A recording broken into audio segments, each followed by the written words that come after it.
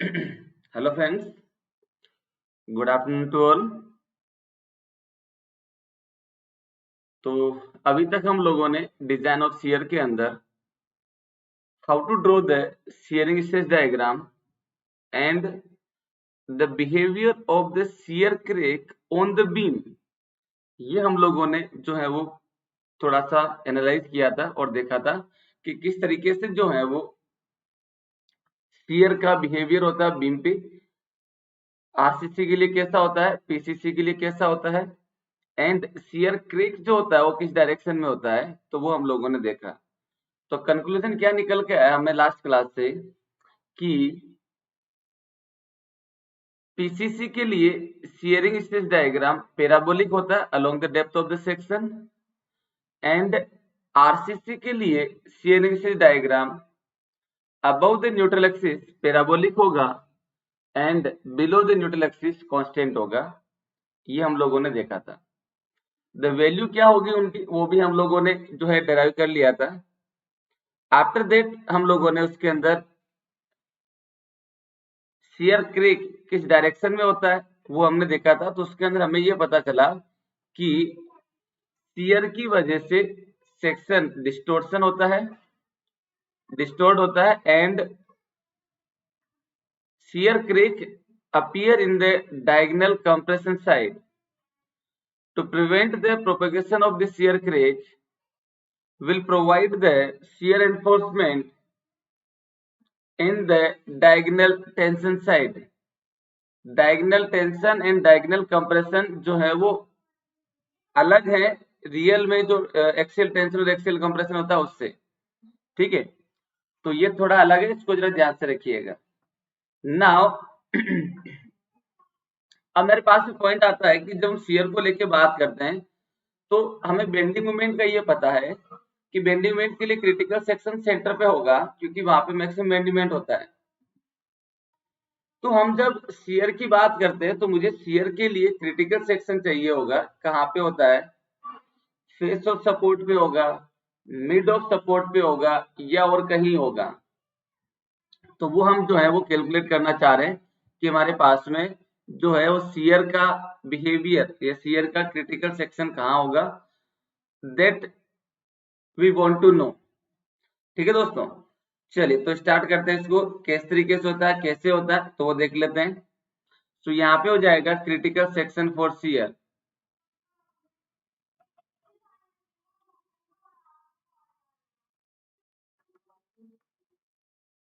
Critical section for shear,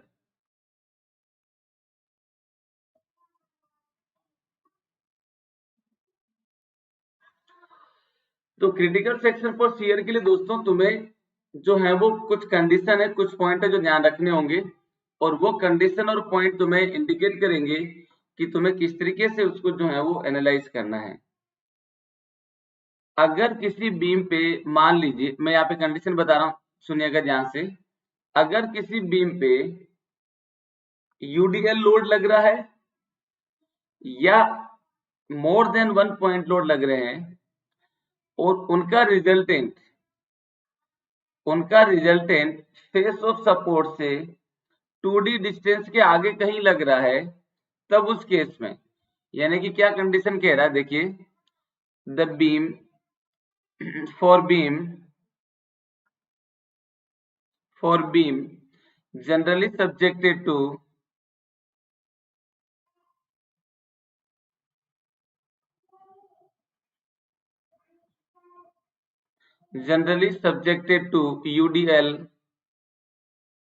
UDL where where the principal load where the principal load is located farther than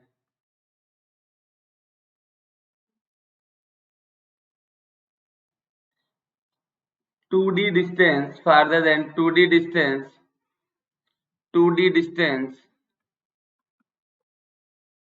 from face of support,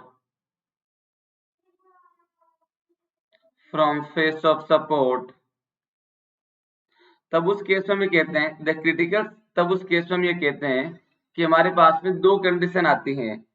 वो condition क्या क्या होगी वो अभी हम देखेंगे।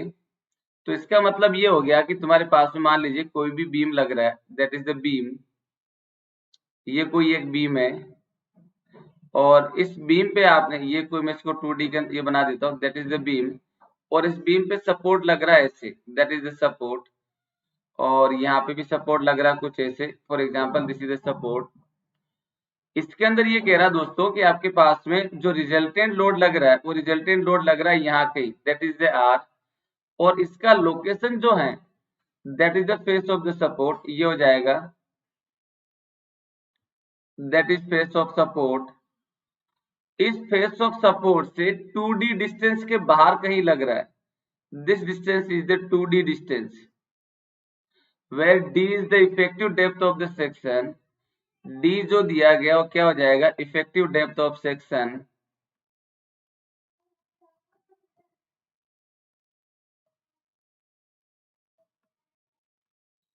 तो अगर तुम्हारे पास में रिजल्टेंट लोड जो लग रहा है, ये रिजल्टेंट लोड जो लग रहा है, ये रिजल्टेंट लोड 2D डिस्टेंस से दूर कहीं लग रहा है, 2D डिस्टेंस से अगर दूर कहीं लग रहा है, तब उस केस में तुम्हारे पास में दो कंडीशन होगी, that is the resultant load. तब तुम्हारे पास में क्रिटिकल सेक्शन के लिए दो कंडीशन दिया जाएगा। वो कंडीशन क्या क्या होगा, वो कंडीशन ये होगा, now condition number 1, if support does not induce any, condition number 1, if support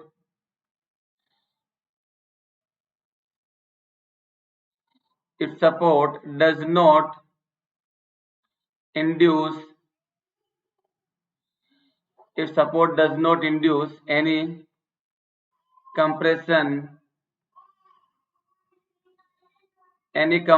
on end region of beam, end region of beam, then the critical section, then the critical section for shear, critical section for shear is at face of support, is at face of support। ये कहाँ पे होगा, face of support पे होगा।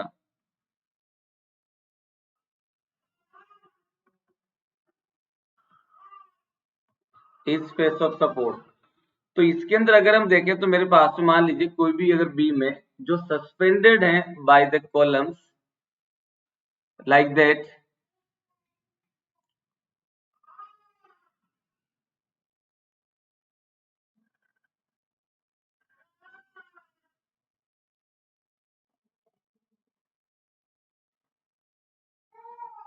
Here it is, this is the one, और यहाँ पे अगर हम देखें तो मेरे पास में ये दे रखा, ये हो जाएगा beam, that is the beam portion, that is the beam portion. तो यहाँ पे अगर हम देखें तो मेरे पास में क्रिटिकल सेक्शन जो होगा शियर के लिए वो होगा यहाँ पे कहीं, that is the critical section for shear. तो ये हो जाएगा critical section for shear at face of support, critical section for face of support,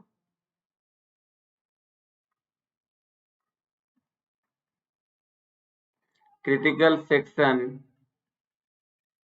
for shear at face of support, और ये हो जाएगा at face of support, face of support. तो यहाँ पे भी कह सकते हैं कि हमारे पास में क्रिटिकल सेक्शन फॉर शियर कहाँ आएगा, वो फेस ऑफ सपोर्ट पे आ रहा है। अब ये तो हो जाएगा पहला कंडीशन। सिमिलरली मेरे पास में दूसरा कंडीशन होता है, वो क्या होगा,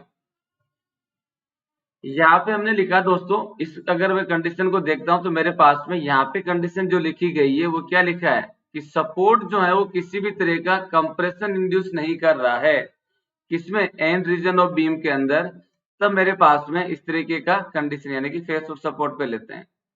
जनरली जितने भी हम लोग डिजाइन करते हैं बीम जो हमारे फ्रेम स्ट्रक्चर में होती हैं, वो सारी में ये वाली कंडीशन फुलफिल होती है, एंड रीजन ऑफ बीम वाली।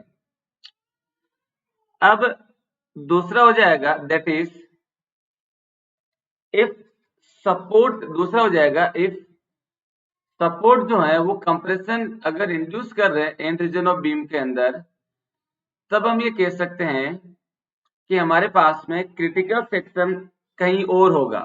तो दूसरा कंडीशन हो जाएगा if support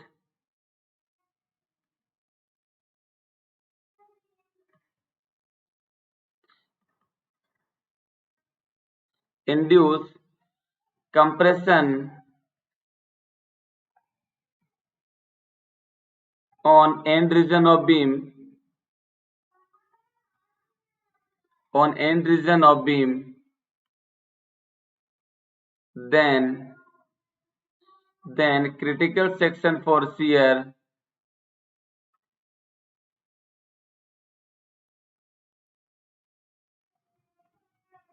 critical section for shear is at d distance, is at d distance from face of support, is at d distance from face of support।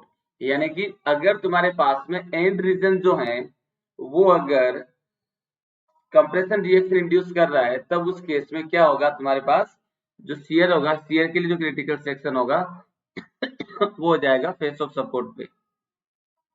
तो इसके अंदर अगर हम देखें तो क्या कंडीशन होगा दोस्तों, सपोज करिए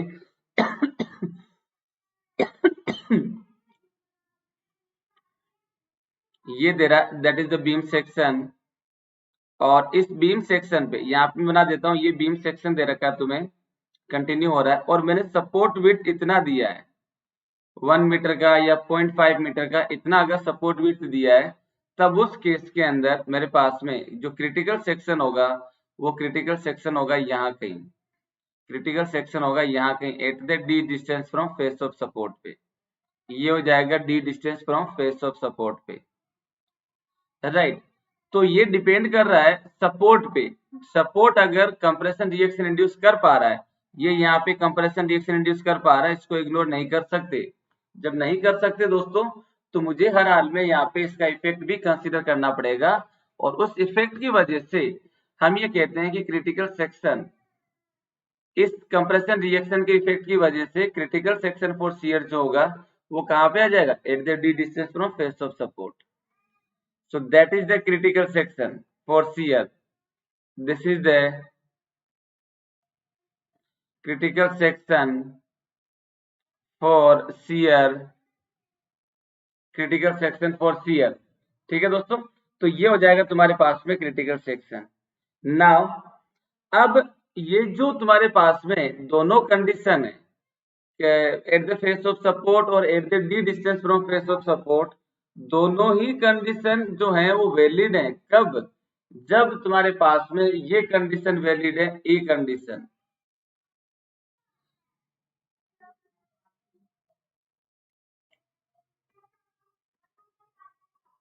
दिस इज ए कंडीशन, यानी कि तुम्हारे पास में रिजल्टेंट लोड कहाँ लगना चाहिए, away from 2d distance from the face of support. तब उस केस में हमारे पास में दोनों कंडीशन आएगी 1 और 2। अगर तुम्हारे पास में ये रिजल्टेंट लोड जो है, if this resultant load comes within 2d distance, अगर ये रिजल्टेंट लोड तुम्हारे पास जो है वो विद इन 2d डिस्टेंस आ जाता है, तब चाहे सपोर्ट जो है कंप्रेशन रिएक्शन इंड्यूस करें या ना करें, critical section always be eight the face of support, always be eight the face of support. तो यहाँ पे हम लिख सकते हैं बी कंडीशन में, ये हो जाएगा बी कंडीशन के लिए, if resultant load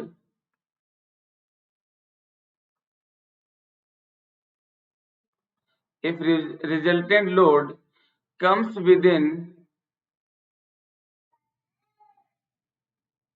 2d distance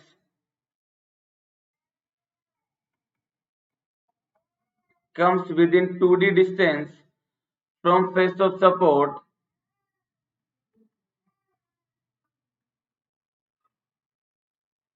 from face of support, then critical section for shear, critical section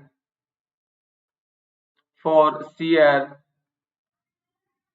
critical section for shear is always at is critical section for shear should be at face of support.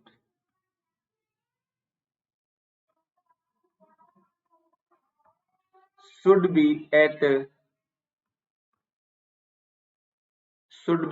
Face of support. ये क्या होगा? Face of support पे critical section होगा. लेकिन condition क्या है? Condition होगा तुम्हारे पास resultant load which comes within 2D distance. ठीक है, यानी कि अगर इसका डायग्रामेटिकली अगर आप देखोगे तो तुम्हारे पास में जो बीम दिया है वो बीम हो जाएगा कुछ ऐसा. This is the beam section, this is the beam section, and यहाँ पे अगर हम बोले कि मेरे पास में यहाँ पे सपोर्ट दे रखा है, मैं मिड सपोर्ट ले लेता हूँ और ये बीम आगे कंटिन्यू जा रहा है, दैट इज द कंटिन्यूएशन में. और हम ये कहते हैं कि हमारे पास में ये जो डिस्टेंस है जो मैं ब्लू कलर से शो कर रहा हूँ, ये डिस्टेंस हो जाएगा तुम्हारे पास में 2D distance, that is the 2D distance. Now I से ये मेरे पास 2D डिस्टेंस हो गया. अब मैं कह रहा हूँ कि रिजल्टेंट लोड जो लग रहा है वो लोड लग रहा है with in 2D distance, with in 2D distance पे. तो तुम्हारे पास में क्रिटिकल सेक्शन फॉर शियर जो दिया जाएगा वो दिया जाएगा कुछ ऐसे. This is the critical section at the face of support. तो ये हो जाएगा क्रिटिकल सेक्शन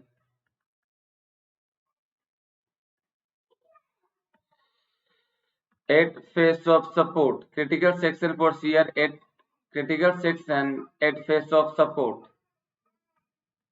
ठीक है दोस्तों, तो यहाँ इस तरीके से तुम क्या करोगे? Critical section for shear calculate करोगे, राइट ना. अब इससे रिलेटेड हम क्या करते हैं, छोटा सा क्वेश्चन देख लेते हैं. पहले आप इसके अंदर किसी को डाउट हो तो बताइए. एनीवन, इसमें कोई डाउट हो तो बताइए किसी को भी.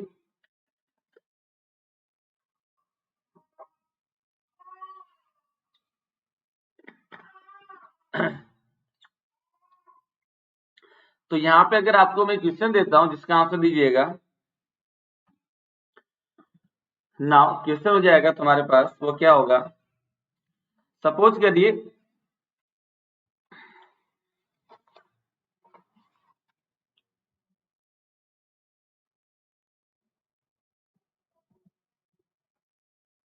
यहाँ पे क्वेश्चन देख लेते हैं.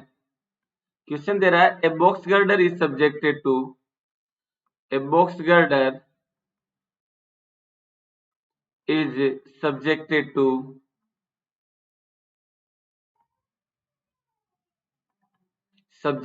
loads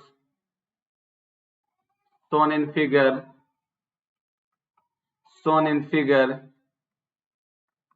आपको डायग्राम के अंदर शो किया गया है.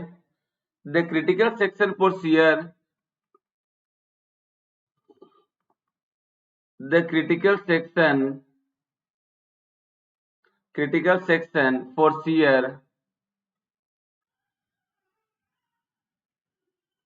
in the bottom slab will be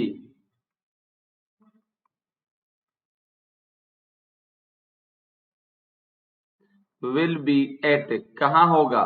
ये हमें फिल करना होगा यहाँ पे, right. And the diagram which is given to you like this. Diagram आपको दे रखा कुछ ऐसे कि कोई एक बॉक्स गर्डर है इस तरीके से, ऐसे मान लीजिएगा. ये आपको दे रखा कुछ ऐसे.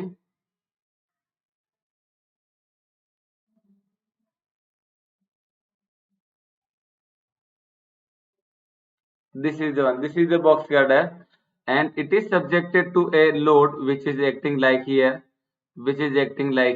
like this. ये आपके पास में लोड लग रहा है. तो बताइए कहाँ पे होगा? Right, where it will be. तुम्हारे पास में ये हो जाएगा बॉटम स्लैब, और टॉप स्लैब पे भी जो लोड लग रहा है वो ऐसे कुछ लग रहा है. This is on top slab,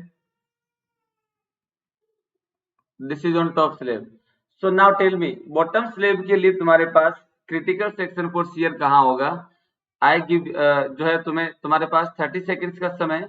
इसमें बताइएगा क्या होगा, कहाँ पे होगा?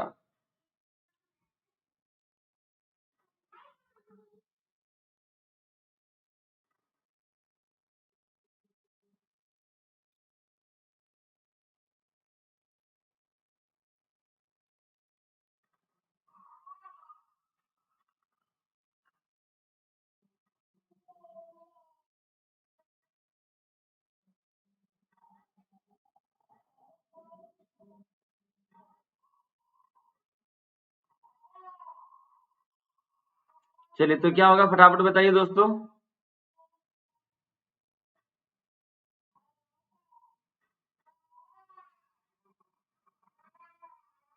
चलिए तो यहाँ पे अगर हम देखें तो मेरे पास में देखिए क्या होगा, हमें हमसे जो पूछा गया वो क्या पूछा गया है, उसमें कह रहा है कि भाई critical section for shear bottom slab के लिए कहाँ होगा। तो हमारा कॉन्सेंट्रेशन होगा इस बॉटम स्लैब पे। तो इस क्वेश्चन में अगर हम देखेंगे तो ये हो जाएगा तुम्हारे पास that is the bottom slab, ये हो जाएगा बॉटम स्लैब, और ये हो जाएगा टॉप स्लैब, ये हो जाएगा टॉप स्लैब, टॉप स्लैब। तो हमें क्वेश्चन में तो जो पूछा गया वो क्या होगा, ओनली बॉटम स्लैब के लिए, तो उसका आंसर देते हैं, फिर दोनों का देख लेंगे। तो बॉटम स्लैब के लिए अगर हम देखेंगे तो मेरे पास में ये जो स्लैब है बॉटम वाली, ये सस्पेंडेड है बाय दिस टू वॉल के द्वारा, या बाय दिस टू वॉल के द्वारा, बॉक्स गर्डर की जो दोनों साइड वॉल होती है उसके द्वारा ये बॉटम स्लैब जो होती है वो सस्पेंडेड रहती है। तो जब सस्पेंडेड है तो हम ये कह सकते हैं कि इसके अंदर क्रिटिकल सेक्शन जो माना जाएगा वो कहाँ होगा, at the face of wall, at the face of wall. ये हो जाएगा तुम्हारे पास at the face of wall.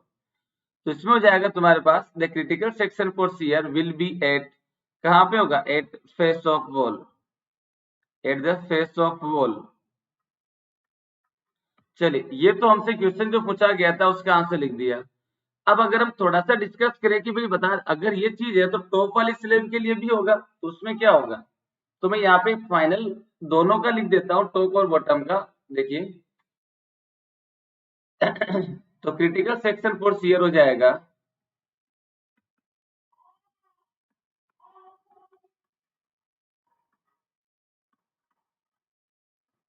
Critical section for shear होगा तुम्हारे पास that is,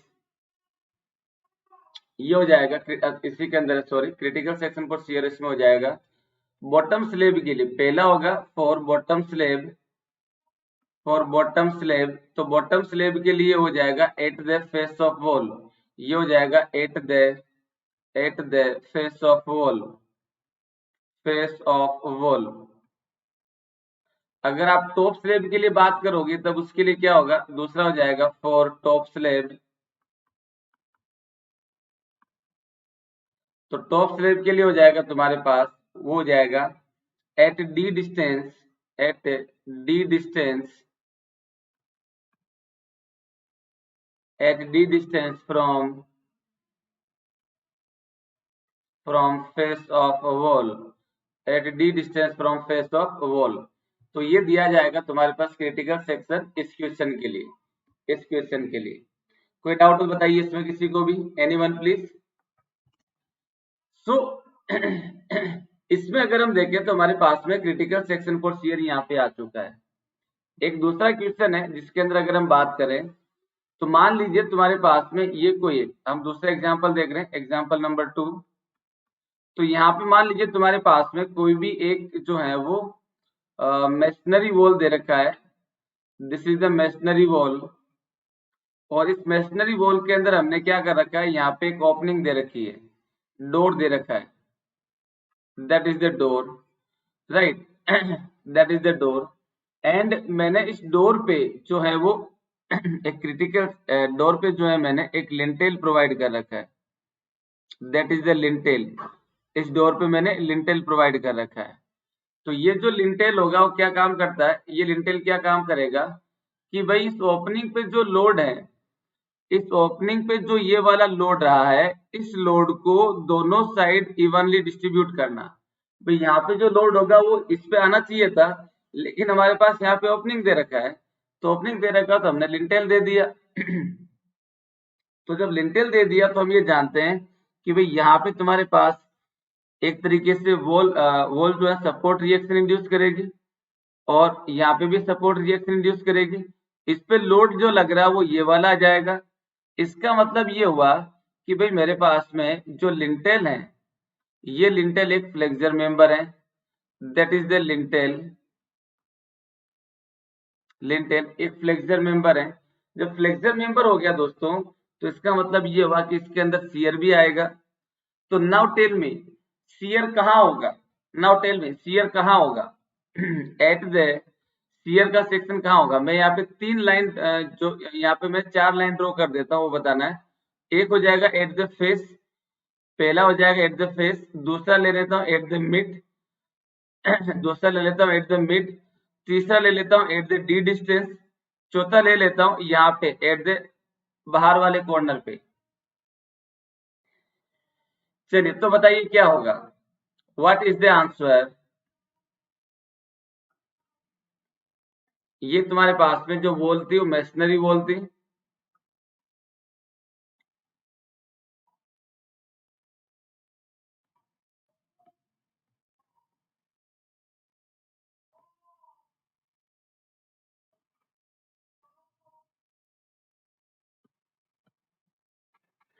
that is the masonry wall and this is the opening and this is the lintel. So now where is the critical section for shear? shear के लिए critical section कहाँ होगा दोस्तों? 30 seconds you have at the face of support, at the D distance, at the 2D distance, or none of these.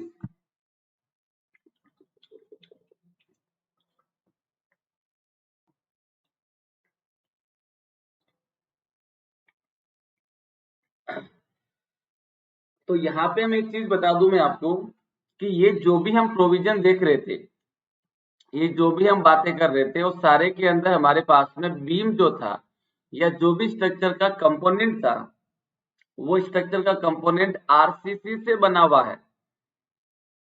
और ये provision आपको दिए गए IS 456-2000 से, जो आरसीसी स्ट्रक्चर के लिए एप्लीकेबल है ओनली।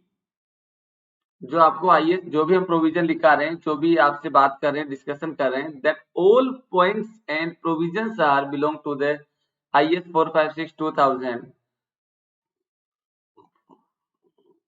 और ये जो कोड है, ये कोड ओनली आरसीसी के लिए काम करेगा, मेशनरी के लिए नहीं काम करेगा। इट मीन्स यहाँ पे क्रिटिकल सेक्शन फॉर शियर कहाँ होगा, उसका आइडिया तुम्हें IS 456 तो नहीं देगा, उसके लिए तुम्हें रेस्पेक्टिव कोड को क्या करना पड़ेगा, यूज करना पड़ेगा। ठीक है, तो यहाँ पे हम लिख सकते हैं द अबव प्रोविजन, ये जो हम बात कर रहे हैं, ये सारे के सारे प्रोविजन जो है वो एप्लीकेबल नहीं है, किसके लिए, मेशनरी स्ट्रक्चर के लिए।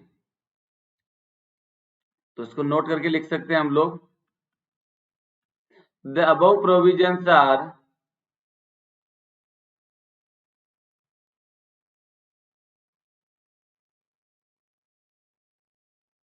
the above provisions are not applicable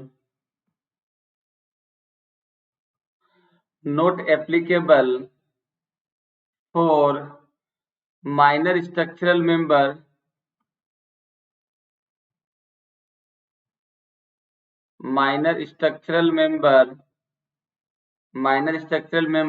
such as lintel। तो लिंटेल वगैरह इसके लिए एप्लीकेबल नहीं होगा दोस्तों, इसके लिए आपको जो है वो अलग प्रोविजंस देखने होंगे, right. So this is the one जो जनरली पेपर में आता है। नाउ अब हम जो बात करने वाले हैं वो हो जाएगा analysis of the shear. Now we are going to analyse the analysis of the shear, कि शियर को लेके हम डिजाइन करने वाले हैं। तो हमें ये देखना होगा सबसे पहले कि कितना शियर डेवलप हो रहा है जिसको तुम्हें उस बीम के द्वारा ट्रांसफर करवाना है। सबसे पहली चीज तो ये कि भाई कितना मुझे ट्रांसफर करवाना है। दूसरी चीज ये कि अगर मैं शियर एनफोर्समेंट ना दूं तो बीम खुद कितना शियर रजिस्ट कर सकती है। जैसे मान लीजिए मुझे 100 यूनिट का शियर ट्रांसफर करना है और बीम खुद जो है वो 120 मुझे ट्रांसफर कितना करना है, 100 का। बीम की खुद की शियर रजिस्ट करने की कैपेसिटी जो दे रखा है वो 120 दे रखा है, 120 दे रखा है। तो नाउ टेल मी, क्या इस बीम के लिए हमें शियर को डिजाइन करना पड़ेगा क्या, शियर को चेक करना पड़ेगा क्या?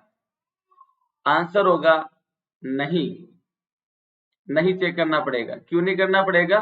कि जो इंटेंसिटी, जो स्ट्रेस में ट्रांसफर करना चाहता हूं उतनी की उतनी स्ट्रेस, तो उससे ज्यादा स्ट्रेस तो कंक्रीट खुद ही रजिस्ट कर रहा है, तो मुझे इसके अंदर शियर एनफोर्समेंट को डिजाइन नहीं करना पड़ेगा दोस्तों। अब इसका उल्टा देख लो। अब क्या कर लेते हैं, मैं बोलता हूं कि आपको जो है 100 यूनिट का स्ट्रेस ट्रांसफर करवाना है और बीम की खुद की कैपेसिटी जो है, बीम की खुद की कैपेसिटी जो है शियर रेजिस्ट करने की, वो है 60। तुम्हें ट्रांसफर कितना करवाना है, तुम्हें ट्रांसफर करवाना है 100, तुम्हें ट्रांसफर करवाना है 100 और बीम की खुद की कैपेसिटी है 60। तो तुम डिजाइन कितने के लिए करोगे? कॉमन सेंस चल रहा है, अभी यहाँ पे कोई प्रोविजन नहीं। और मैं आपको बता दूं, ये जो बातें बात कर रहे हैं देसी लैंग्वेज में, इसी को टेक्निकल में लिखेंगे अभी हम, इसी को टेक्निकल में लिखाऊंगा अभी मैं। तो क्या करना है, देखो दोस्तों, मैं इसको रिपीट कर देता हूं वापस। अगर किसी भी, अगर तुम्हें 100 यूनिट का शियर ट्रांसफर करवाना है और बीम की कैपेसिटी अगर बोल देता हूं कि 180 है फॉर एग्जांपल, बीम की कैपेसिटी कितनी है 180 है, ट्रांसफर कितना करवाना है 100 करवाना है। तो भाई एक चीज बताओ, शियर के लिए डिजाइन हो गया क्या? Design for shear, design for shear, तो ये होगा नो। इसके अंदर क्या हो जाएगा? नो, आवश्यकता नहीं है। क्यों नहीं है? क्योंकि मुझे ट्रांसफर कितना करना है, ट्रांसफर करना है 100, ट्रांसफर करना है 100। खुद कितना ले सकता है कंक्रीट, खुद की कैपेसिटी वो ले सकता है 80। तो भाई जब मुझे 100 ट्रांसफर करना है और मेंबर की कैपेसिटी कितनी है खुद की 180, तो क्यों शियर के लिए रेनफोर्समेंट दूंगा? आवश्यकता नहीं है। दूसरा एग्जांपल अगर लें, मान लीजिए मुझे शियर ट्रांसफर करना है 100 और बीम की, यानी कि जो ग्रेड ऑफ कंक्रीट मैंने दिया है उसकी कैपेसिटी अगर बोल देता हूं कि 60 है ओनली, तो मुझे एक बात बताइए, यहाँ पे शियर के लिए डिजाइन होगा या नहीं? यस और नो? नाउ टेल मी, यहाँ पे शियर के लिए डिजाइन होगा या नहीं, ये आपको बताना है, फटाफट बताइए। तो of course it is yes, ये डिजाइन होगा यस। क्यों यस? क्योंकि मुझे ट्रांसफर करना है 100 और बीम खुद ले सकता है 60। अब अगर हमने बोल दिया कि भी शियर के लिए डिजाइन करना है, तो भाई कितने शियर को ट्रांसफर करने के लिए तुम उसको डिजाइन करोगे? कितने शियर को ट्रांसफर करने, कितने शियर को ट्रांसफर करने के लिए तुम शियर को डिजाइन करोगे, यानी कि शियर एनफोर्समेंट डिजाइन करोगे? हाँ जी। क्या वो 60 होगा, क्या वो 100 होगा, क्या वो इन दोनों का डिफरेंस होगा, क्या वो इन दोनों का सम होगा? What is that? What is that? तो यहाँ पे हम सिंपल कह सकते हैं कि भाई 100 मुझे ट्रांसफर करना है, कंक्रीट खुद जो है 60 का ले सकती है, तो मैं क्यों इन 60 को डिजाइन करूंगा? मैं तो बचा हुआ रिमेनिंग करूंगा ना। तो रिमेनिंग हो जाएगा आपके पास में, दैट इज द 40। तो ये शियर के लिए डिजाइन होगा, कितने शियर के लिए? 40 के लिए डिजाइन होगा। That is the very simple part. इसी को बोलते हैं एनालिसिस ऑफ शियर। तो जो मैंने 100 यूनिट लिखा है कि जो मुझे ट्रांसफर करना है, इसको डिनोट किया जाता है टाउ वी के द्वारा। जो खुद की कैपेसिटी है वो हो जाएगा टाउ सी के द्वारा, कि भाई कंक्रीट खुद कितना रेजिस्ट कर सकता है, वो कर सकता है टाउ सी के द्वारा। तो अब इसी को बोल देते हैं, अब देखिए, अब टेक्निकल टर्म्स में बात कर रहे हैं जो तुम्हारे लिए इंपॉर्टेंट है। टाउ वी अगर लेस देन है, टाउ वी अगर लेस देन है टाउ सी से, तो क्या मुझे शियर एनफोर्समेंट की आवश्यकता होगी? यस और नो? आंसर होगा नो।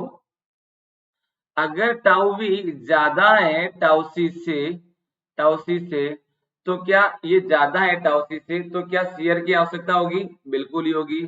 कितने शियर के लिए? तो वो हो जाएगा टाउ वी माइनस टाउ सी के लिए। टाउ वी दे रखा है 100 और टाउ सी हो जाएगा 60, तो ये हो जाएगा 40। तो हम जो शियर को डिजाइन करें, शियर एनफोर्समेंट जो डिजाइन करेंगे वो डिजाइन करेंगे किस शियर के लिए? राइट। यही कंक्लूजन है आर शियर का जो हम लोग इसमें करने वाले हैं। तो नेक्स्ट हो जाएगा analysis of the shear.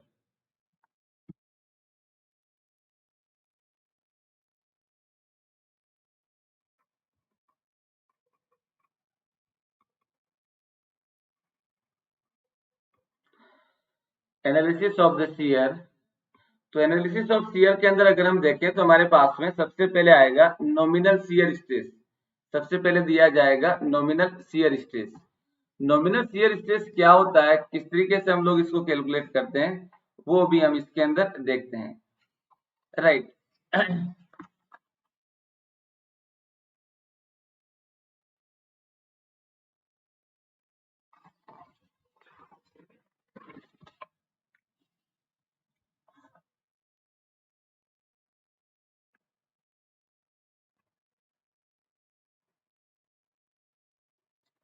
Nominal shear stress और average shear stress, average shear stress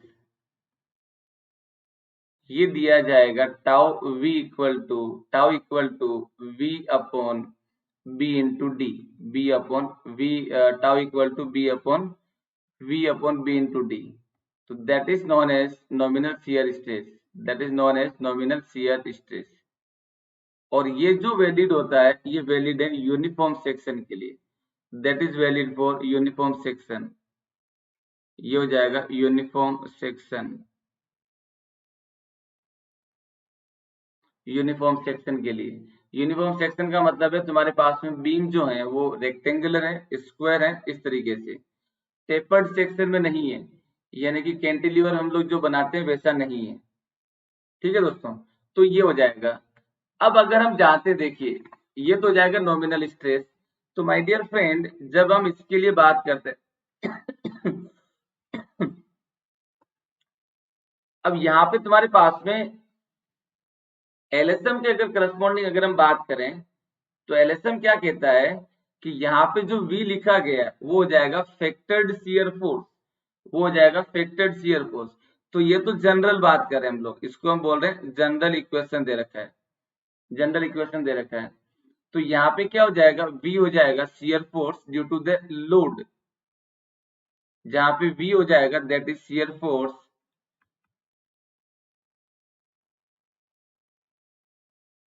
shear force due to load, load की वजह से शियर फोर्स जो आ रहा है। अब यहाँ पे हम एलएसएम के लिए अगर हम इक्वेशन लिखें, तो एलएसएम के अंदर क्या हो जाएगा, due to the factored load,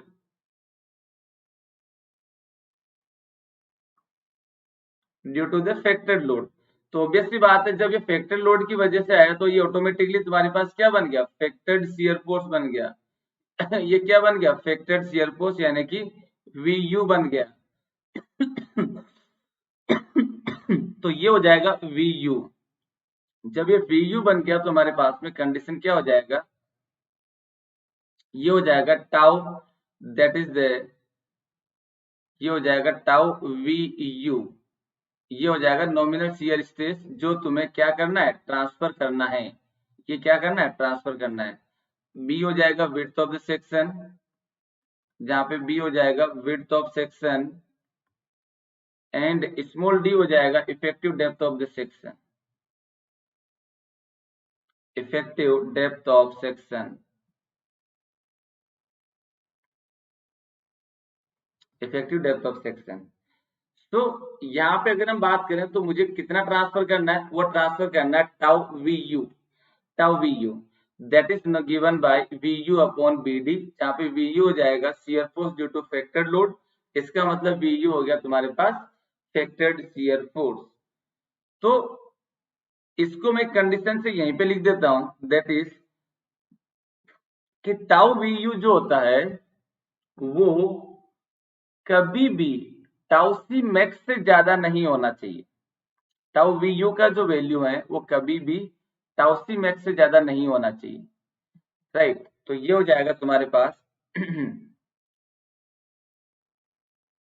for safe in design, for safe in design, safe in design tau c, ये हो जाएगा safe in design tau V u should not more than tau C max, should not more than tau C Max.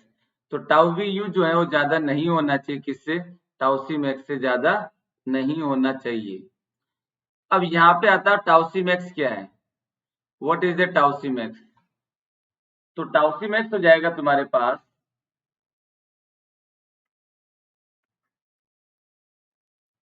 Tau C max हो जाएगा, that is the maximum shear stress, maximum shear stress,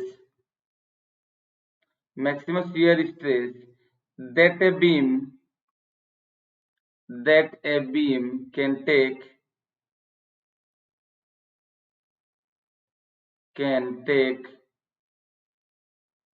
that a beam can take with shear reinforcement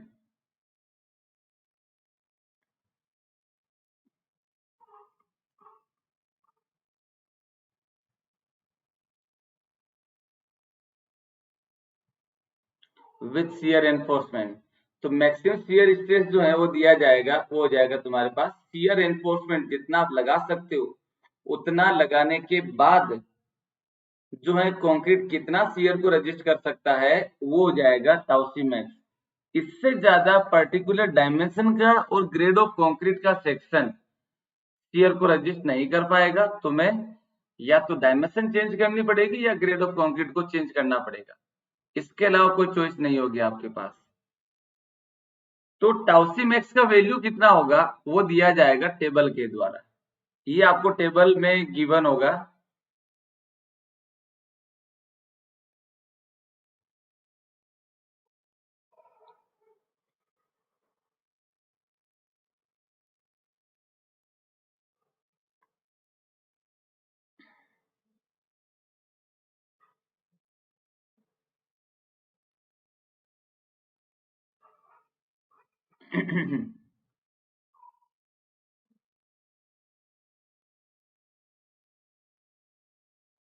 तो यहाँ पे हो जाएगा तुम्हारे पास that is grade of concrete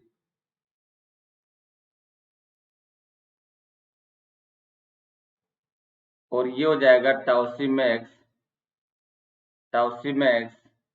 और इसका वैल्यू होगा, ये यूनिट में होगा एमपीए के यूनिट में, जहां पे अगर आप देखोगे एलएसएम के अंदर तो दैट वैल्यू विल बी यहाँ पे हो जाएगा grade of concrete M15, M20, M25, M30, M35, M40 and above, M40 and above. इसके लिए जो वैल्यू दिया गया है वो वैल्यू हो जाएगा that is 2.5, 2.5, 2.8, 3.1, 3.5, 3.7 and 4.0. That is the value of the Tausi max for different grade of concrete. तो ये वैल्यू आपको दोस्तों पेपर में गिवन होगा पर्टिकुलर ग्रेड ऑफ कंक्रीट के लिए।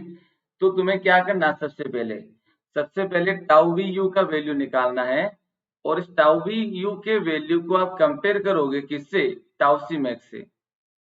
अगर टाउ वी यू का वैल्यू टाउ सी मैक्स से कम रह जाता है तब हम करेंगे शियर को डिजाइन, लेकिन अगर टाउ वी यू का वैल्यू ज्यादा हो जाता है टाउ सी मैक्स से तब वो शियर के लिए डिजाइन हो ही नहीं सकता, क्योंकि किसी भी केस में टाउ वी यू का वैल्यू टाउ सी मैक्स से ज्यादा नहीं जा सकता। क्यों नहीं जा सकता, इसलिए नहीं जा सकता क्योंकि टाउ सी मैक्स वो वैल्यू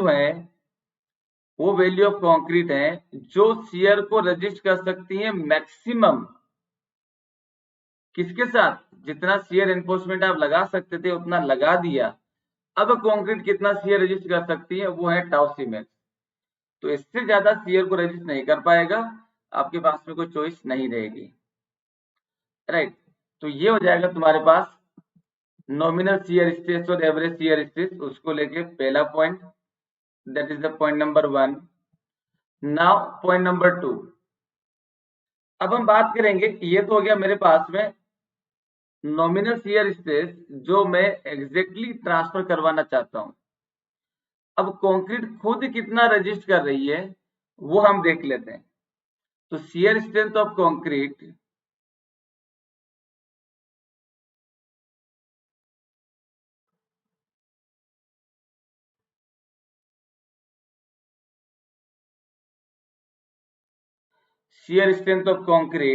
विदाउट शियर एनफोर्समेंट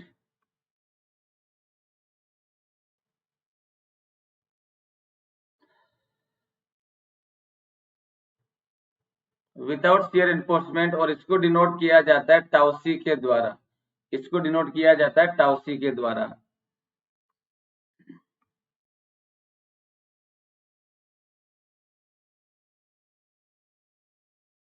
टाउसी के द्वारा।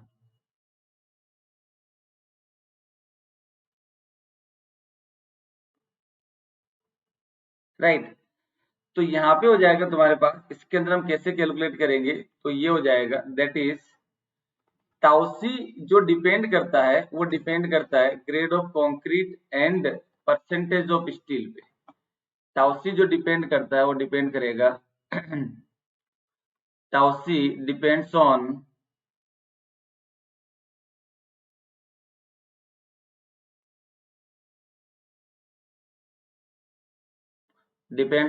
पहला हो जाएगा, फर्स्ट हो जाएगा grade of concrete, grade of concrete, and दूसरा हो जाएगा परसेंटेज ऑफ स्टील, दूसरा हो जाएगा परसेंटेज ऑफ स्टील।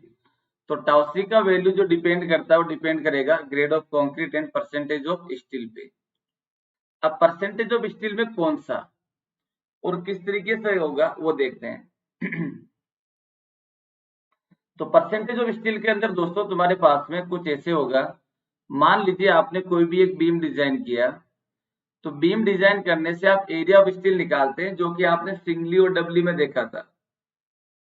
तो जब एरिया ऑफ स्टील निकालता हूं तो वो एरिया ऑफ स्टील दिया जाता है मोमेंट के करस्पॉन्डिंग, और मोमेंट जो होता है वो होता है मैक्सिमम बेंड मोमेंट। तो सेंटर पे मैक्सिमम बेंड मोमेंट है, तो सेंटर वाले मोमेंट के लिए वहां पे आप जो स्टील दे रहे हो वो सफिशियंट है। लेकिन क्या उतना का उतना मोमेंट एंड पे लगता है क्या? देखिए इधर, तो मैं क्या कर रहा हूँ, यहाँ पे एक 2D डायग्राम और 3D डायग्राम सीधा बना देता हूँ, 1D और 3D सीधा। तो ये डायग्राम है 1D, और 3D के अंदर अगर हम डायग्राम देखेंगे तो ये हो जाएगा कुछ ऐसे। यहाँ पे मैं एक only top view of the beam बना रहा हूं, जो बीच में से कहीं कट किया गया किसी एक बीम का पार्ट बन के। तो यहाँ पे अगर हम देखें दोस्तों, इसमें क्या होगा ना, इसमें क्या होगा, नहीं यार इसको थोड़ा जूम करना पड़ेगा,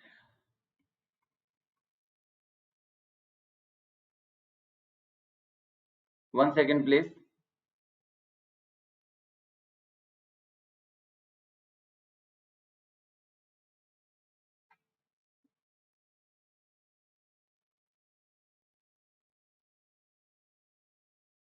This is the beam section.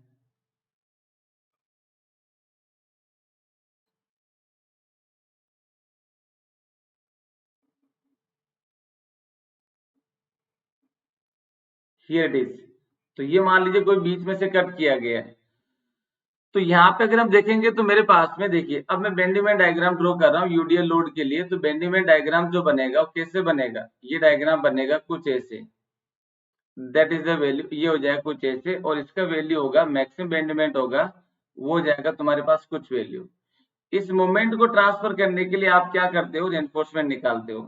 तो भाई ये जो मोमेंट आया वो तो मोमेंट आपका इस लोकेशन पे आया है, तो जितना स्टील आपको चाहिए, आपने मान लो इससे जो है वो 5 बार निकाल दी, तो 5 बार तो आपको इस जगह चाहिए ना, 1 2 3 4 5।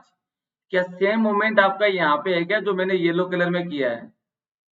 सपोर्ट पे तुम्हारे पास में क्या है कि यहाँ पे तुम्हारे पास दैट इज जो है 5 बार की आवश्यकता है क्या? इस सपोर्ट पे 5 बार की आवश्यकता है क्या? इस सपोर्ट पे तुम्हारे पास जो है वो 5 बार की आवश्यकता है क्या? तब आंसर होगा नहीं, आवश्यकता नहीं है। जो आवश्यकता नहीं है, क्यों नहीं है? क्योंकि यहाँ पे मोमेंट का वैल्यू कम है। तो जब मोमेंट का वैल्यू कम है तो हम क्या करेंगे कि यहाँ पे सेंटर पे जो मैक्सिमम बेंडीमेंट हो रहा था उससे हमें 5 बार लगानी थी। हम क्या करेंगे, 5 ही बार लगाएंगे सेंटर पे, लेकिन अरेंजमेंट कुछ इस तरीके से होगा। देखिए, तो हमने क्या करा, सबसे पहले एक बार को लिया और यहां से यहां तक लगा दिया, तो from the one end to another end,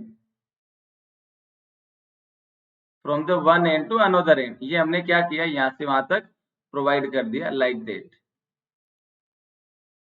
ये एक बार हो गया तुम्हारे पास इस तरीके से सपोर्ट टू सपोर्ट। एक दूसरा बार हो जाएगा कुछ ऐसे, that is the support to support. एक तीसरा बार हो जाएगा कुछ ऐसे, दैट इज ये हो जाएगा also like that.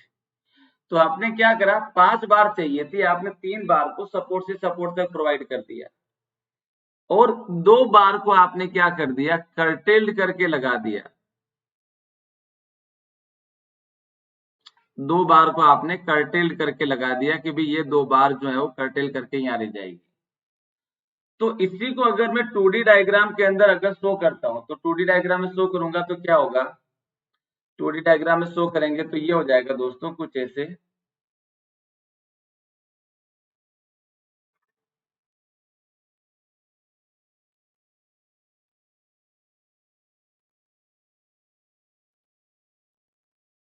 Like this. तो यहाँ पे अगर हम देखेंगे तो ये मुझे दे रखा सपोर्ट, ये दे रखा सपोर्ट। तो मैं इसके अंदर कह सकता हूँ कि हमारे पास में कुछ रेनफोर्समेंट यहाँ से लेके यहाँ तक दिए गए हैं, और कुछ रेनफोर्समेंट जो है वो इसके साथ साथ यहाँ पे भी हैं। ये हो जाएगा कुछ ऐसे, ये इसके बराबर में ही है, ऐसे हो जाएगा। तो यहाँ पे अगर हम देखें दोस्तों तो ये हो जाएगा, यहाँ पे अगर आप देखोगे तो ये हो जाएगा 5 बार 20 mm डाया। यहाँ पे अगर आप देखोगे तो यहाँ पे हो जाएगा तुम्हारे पास 3 बार 20 mm डाया। ठीक है, तो सेंटर पे अगर आप देख रहे हो तो आपको 5 बार दिख रहा है, कोई बात नहीं। और एंड टू एंड देख रहे हो तो आपको जो है वो 5 में से 3 बार जो है वो सपोर्ट टू सपोर्ट तक दी गई है। तो इसके अंदर अगर हम देखें तो एक चीज बताइए कि जब आपको शेयर के लिए ये हो जाएगा परसेंटेज ऑफ स्टील जो था तुम्हारे पास, ये परसेंटेज ऑफ स्टील दिया जाएगा, दैट इज AST, टेंशन में जो स्टील है, divided by 100 divided by B into D, B into D into 100, that is the percentage of steel.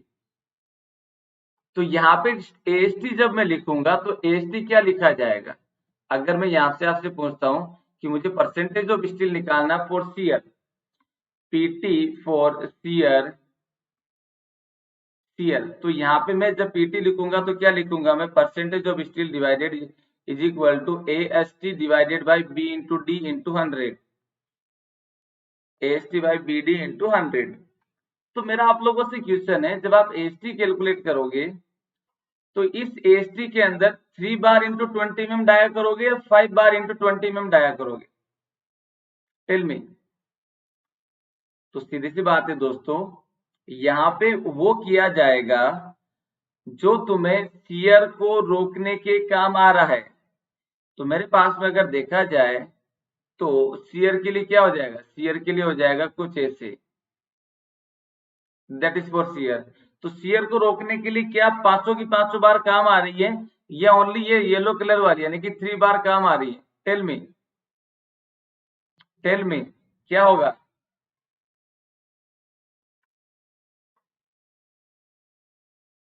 तो यहाँ पे मेरे पास में शियर को रोकने के लिए जो एरिया ऑफ स्टील होगा वो हो जाएगा मेरे पास सपोर्ट टू सपोर्ट वाला। तो यहाँ पे हो जाएगा एरिया ऑफ स्टील, AST जो होता है वो हो जाएगा, तो area of tension enforcement that provide support to support,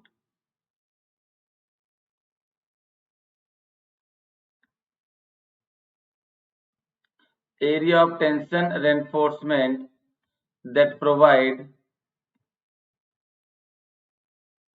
that provide support to support।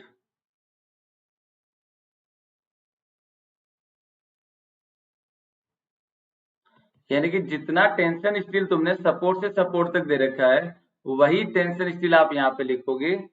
जो स्टील जो बार कर्टेल्ड कर दी गई है यानी कि लेंथ छोटा करके लगा दिया गया जहां पे रिक्वायर्ड है वहां ओनली, तो उसको बोला जाता है कर्टेल्ड लेंथ, कर्टेल्ड बार। तो यहाँ पे अगर आप देखते हो दोस्तों तो AST हो जाएगा area of tension enforcement that provide support to support. Now tau C के लिए जब आपके पास में परसेंटेज ऑफ स्टील है और ग्रेड ऑफ कंक्रीट पता है, तब उस केस में आप एल टाउसी का वैल्यू निकाल सकते हैं फ्रॉम द टेबल। तो वैल्यू ऑफ टाउसी कितना हो जाएगा,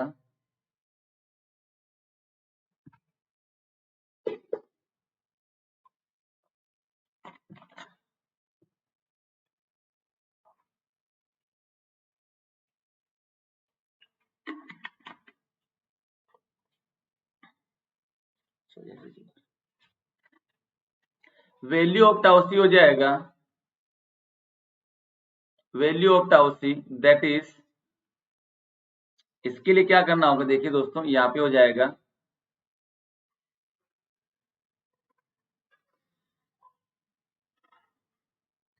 थोड़ा सा टेबल लिख देता हूं ताकि आपको आइडिया मिल जाएगा, बाकी आपको टेबल पेपर में गिवन होगा।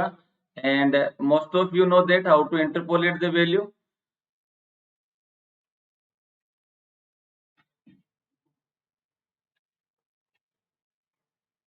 तो मैं पर्टिकुलर कुछ एक ग्रेड के लिए लिख देता हूँ, ऐसा नहीं है सारी ग्रेड तो मैं लिख नहीं पाऊंगा क्योंकि हम लोग बुक छाप नहीं रहे। तो सिंपल थोड़ा सा डेटा लिख देता हूँ ताकि आपको आइडिया मिल जाएगा किस तरीके से हमें इसका यूज करना है। ठीक है दोस्तों, तो ये जो वैल्यू दिया गया वो वैल्यू दिया गया एलएसएम कोड से, सबसे इंपॉर्टेंट पार्ट है, डब्ल्यूएसएम से नहीं है। और यहाँ पे हो जाएगा percentage of steel, PT of percentage of steel. ठीक है, यहाँ पे अगर वैल्यू देखते हैं तो ये हो जाएगा, मैंने ग्रेड ऑफ कंक्रीट जो लिखा है वो लिख दिया, that is M20, M25 and M30, M30। तो इसके लिए अगर देखा जाए तो ये हो जाएगा 0.15, 0.20, 0.15, उसके बाद में हो जाएगा 0.25, 0.25, that is 0.50 and 0.75 and so on and so on। तो यहाँ पे वैल्यू दिया होगा आपको, that is 0.28, 0.29 and 0.29। ठीक उसी तरीके से ये वैल्यू दे देगा 0.36, 0.36 and 0.37, like 0.48, 0.49 and 0.50, 0.50 ये हो जाएगा 0.56, 0.57 एंड 0.59। ये आगे भी कंटिन्यू रहेगा, अलग अलग ग्रेड के लिए, अलग अलग परसेंटेज ऑफ स्टील के लिए अलग अलग वैल्यू आता रहेगा। तो ये हो जाएगा तुम्हारे पास, that is the tau c, that is known as the tau c. तो टाउ सी निकालने के लिए हमें क्या करना है, सबसे पहले परसेंटेज ऑफ स्टील कैलकुलेट करना है। जैसे ही परसेंटेज ऑफ स्टील आ जाता है उसके बाद में आप क्या करोगे, grade of concrete, percentage of steel and grade of concrete के करस्पॉन्डिंग टाउसी का वैल्यू निकालोगे इस टेबल से, इस टेबल से। तो इसमें कोई डाउट हो तो बताइए, एनीवन प्लीज, एनीवन प्लीज। चलिए, तो ये हो जाएगा टाउसी का वैल्यू। ठीक है दोस्तों, अब मेरे पास में टाउ बी भी पता है जो मुझे ट्रांसफर करना है, टाउ सी भी पता है जो कंक्रीट खुद रजिस्ट कर सकती है। कंक्रीट का मतलब टेंशन रेनफोर्समेंट और ग्रेड ऑफ कंक्रीट दोनों मिलके, दोनों में शियर एनफोर्समेंट नहीं, ये हम कह सकते हैं। तो कंक्रीट खुद कितना शियर रजिस्ट कर सकती है वो हो जाएगा टाउ सी, और जो मुझे ट्रांसफर करवाना वो हो जाएगा टाउ वी यू। तो यहाँ पे अगर मैं बोल देता हूं for example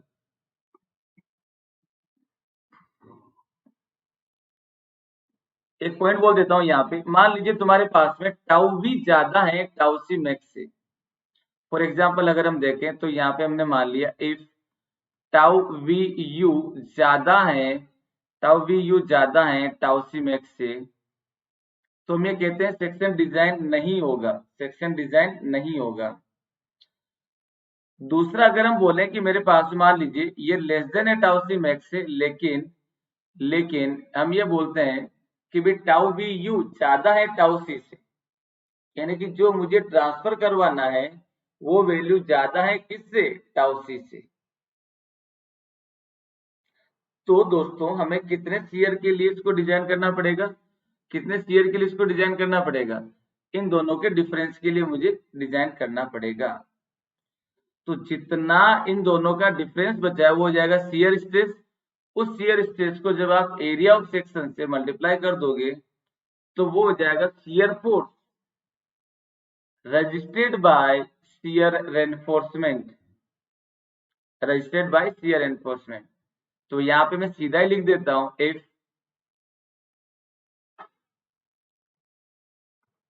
if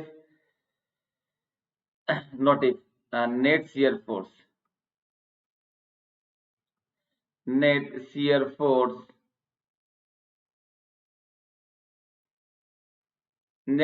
force to be registered by shear enforcement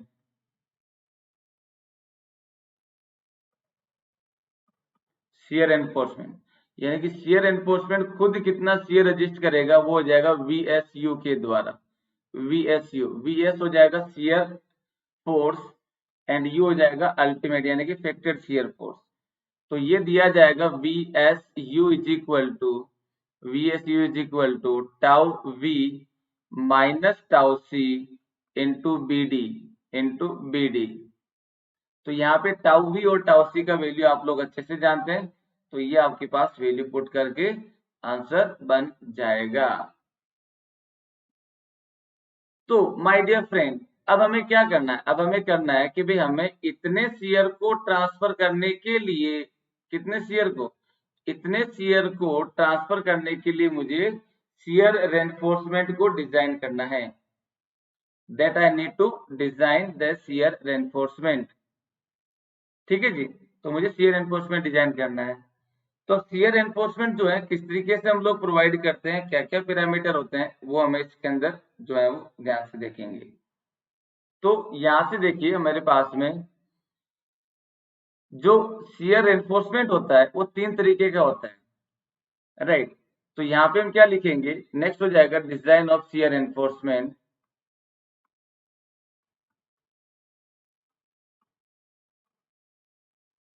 design of shear reinforcement.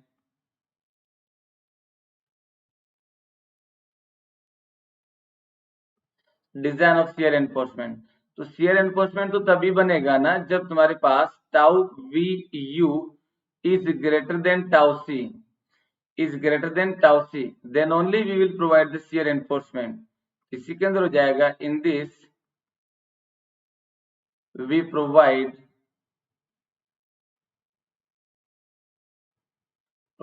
The shear enforcement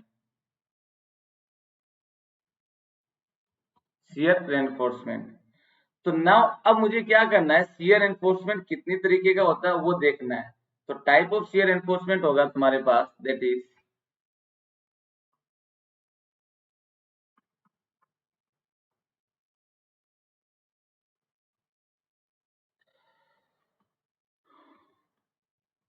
type of shear reinforcement. तो हमारे पास में टाइप ऑफ शेयर एनफोर्समेंट हो जाएगा, वो होगा 3 तरीके का। वो क्या हो जाएगा, देखिए उसके अंदर अगर हम देखें तो मेरे पास हो जाएगा वर्टिकल स्टिरअप। पहला हो जाएगा दैट इज वर्टिकल स्टिरअप।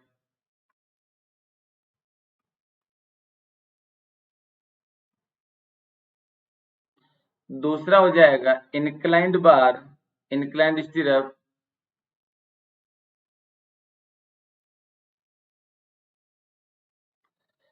तीसरा हो जाएगा बेंटअप बार।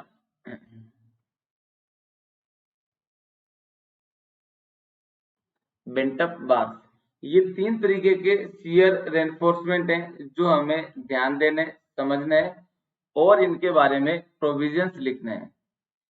तो before moving the next part, let me explain about the crash course which is designed by faculty by the team. So we are working as a team. There are 7 number of the faculties. तो उसमें से तुम्हारे पास में ऐश्वर्य sir strength of material आपको सिखा रहे हैं मॉर्निंग 7 में।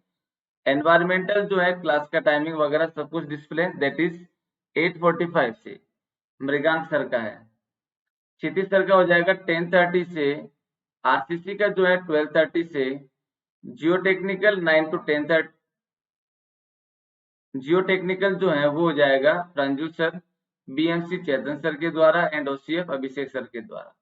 दैट इज जो है वो क्रैश कोर्स के तौर पे दिया गया है।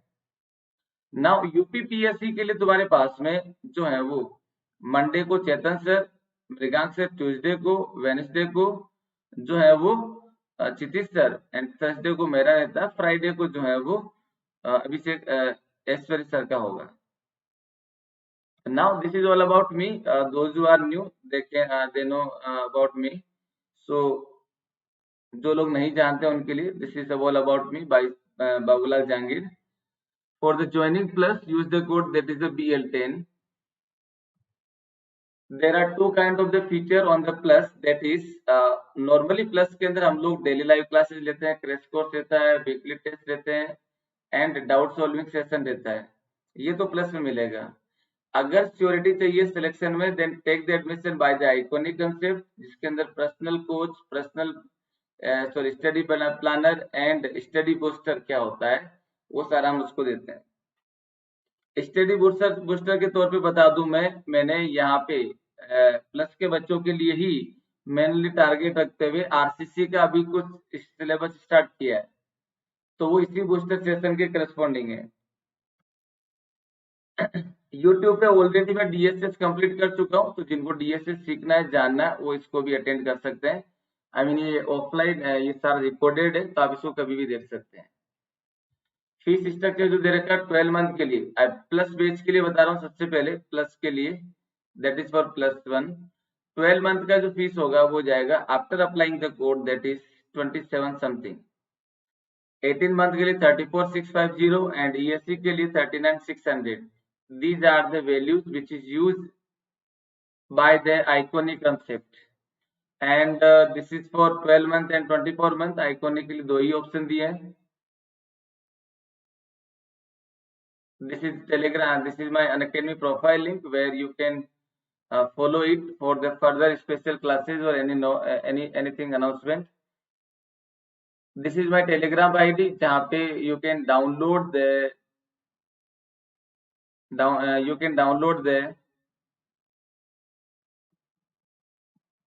notes from here। So यहाँ पे these are some YouTube channels, like it, subscribe it, and don't forget to click on the ring bell and also share with your friends। Thank you।